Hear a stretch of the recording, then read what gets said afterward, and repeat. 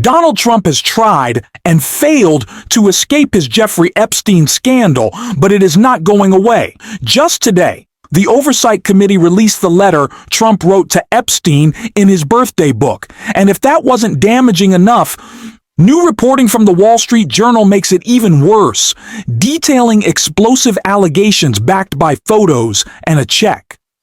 This may be the wildest day of the Epstein scandal yet, and Trump's response, along with his allies like Caroline Leavitt, is pure desperation. We're going to break it all down.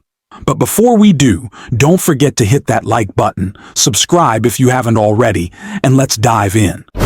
It is so interesting that we stand here and we're talking about relitigating what has been litigated not once, but twice. And now they have decided that they want to go a third round. You see, if we recall, there was a January 6th committee that had come together. And because of the work that was done on that select committee, we ended up with a number of indictments. And when I say a number, I'm not talking about 5 or 6. I'm talking about well over 1,000 people that were indicted. And then after being indicted, meaning that a grand jury was able to hear the evidence and decide that there was enough for the Department of Justice to go forward. We had a number of cases that were tried. We had a number of defendants that actually entered pleas of guilty. So explain to me why it is that now that we have Trump back in office, they decide that they want to litigate this over again. Here's the reality. I can tell you that the results will still be the same. On that day, there was an attempt to tear apart our democracy brick by brick. In fact, they laid the foundation, unfortunately, for what we are experiencing right now. Because if those in power had done what they should have done, which was to go through with an impeachment conviction, none of us would be enduring what we are enduring now. But again, why now do we want to do this? I personally believe that this is about distractions and division. You see, the president doesn't want you to focus on things such as his involvement with the Epstein files. You see, the president doesn't want you to focus on things that he promised on the campaign trail, such as to lower costs for the American people. The president doesn't want you to focus on his failed secretary of HHS and the fact that we know almost 100 children thus far have died from something like measles. He doesn't want you to focus on the things that truly matter to the American people that are trying to survive now. Instead, again, he wants to divide and distract. So let me be clear. We are not going to allow them to whitewash this.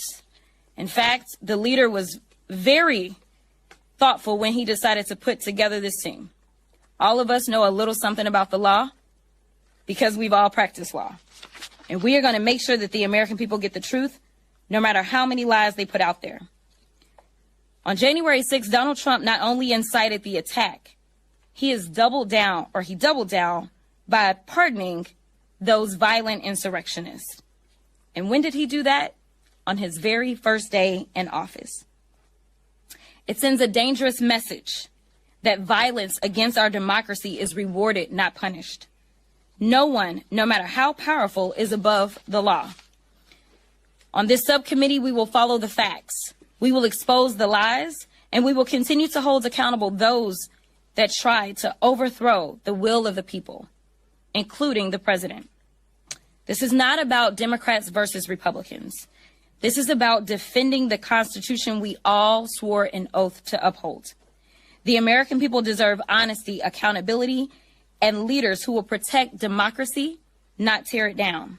I am committed to making sure that the American people know the truth about January 6th and remember all those responsible for the defilement of the Capitol.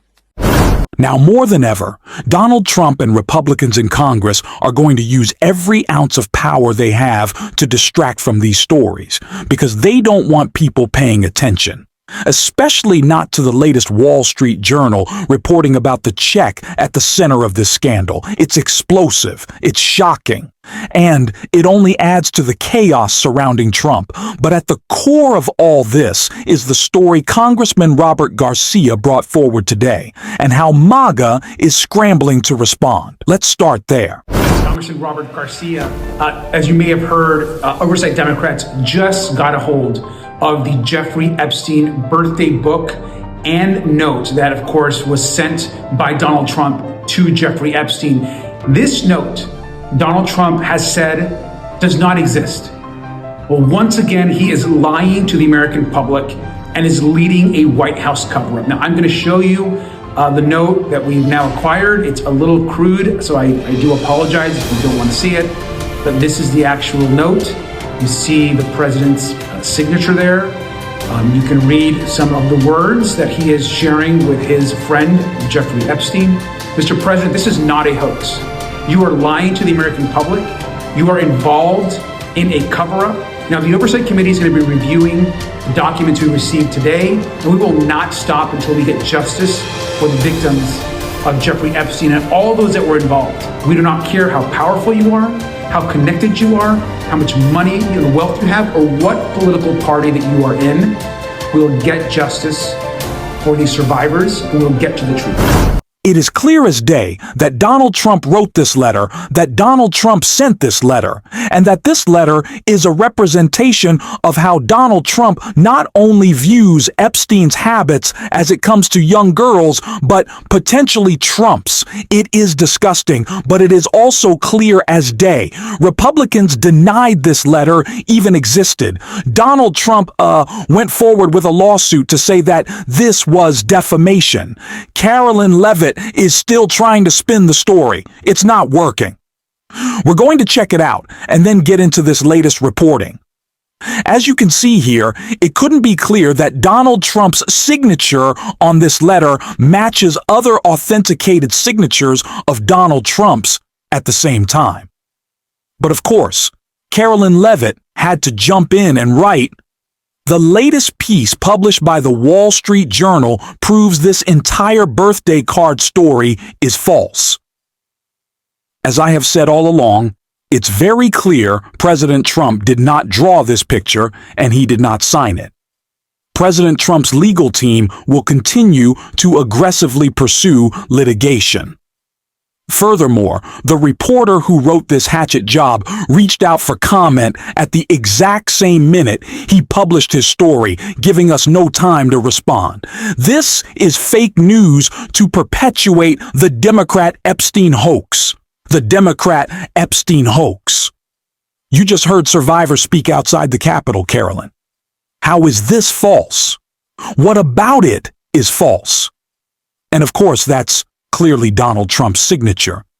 But if you want something even clearer than that, how about him standing next to Epstein in this disgusting new element of the story?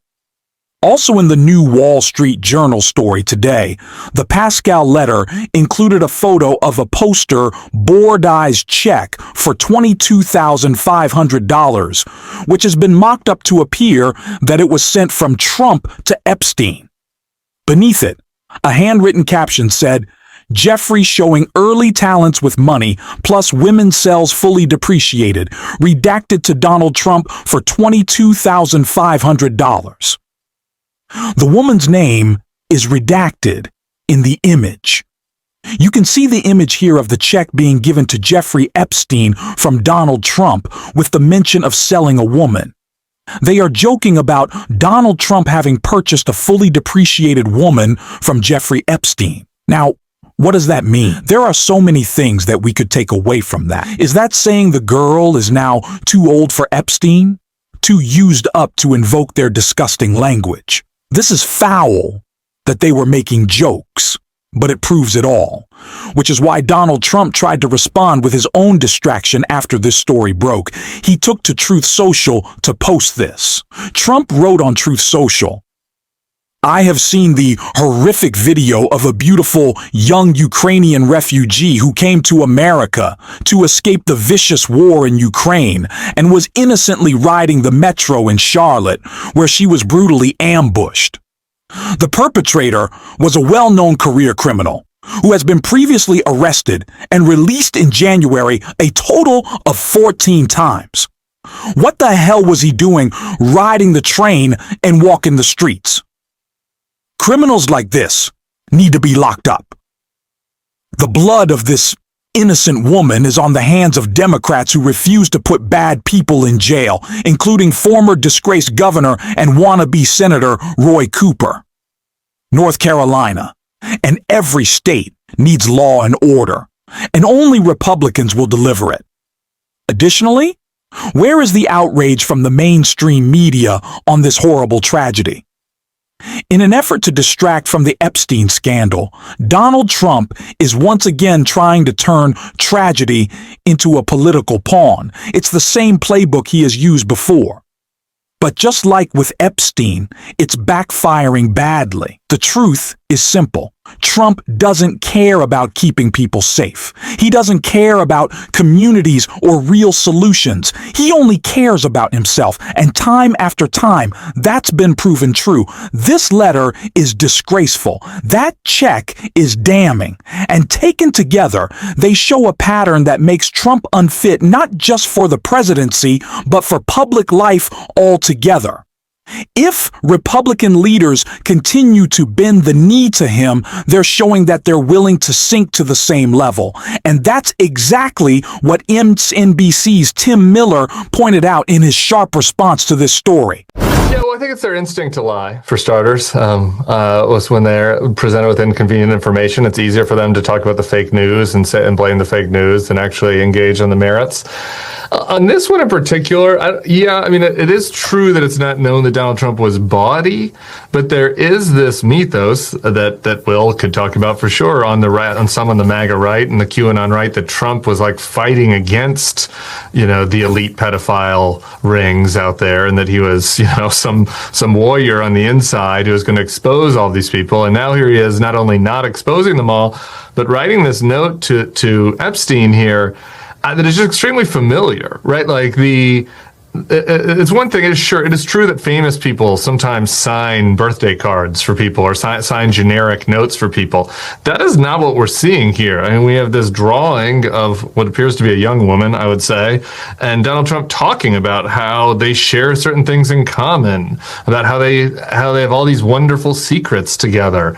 I mean, it's a letter from two guys that get in trouble together and have a bromance. That's what this is. It's not some generic letter. And so I think that's why they probably are more sensitive about it, because it's not as if it's just two famous people getting their picture together at another famous person's party. Yeah, it's more intimate. I hear you on that, but This is a true bombshell, and I don't see how Trump spins his way out of it. His base may stick with him, but even for them, this is hard to ignore. That's why we'll keep the pressure on right here every single day. If you'd like to support the show, hit subscribe, drop a like, and if you made it this far, leave a blue heart in the comments. And until next time, I will see you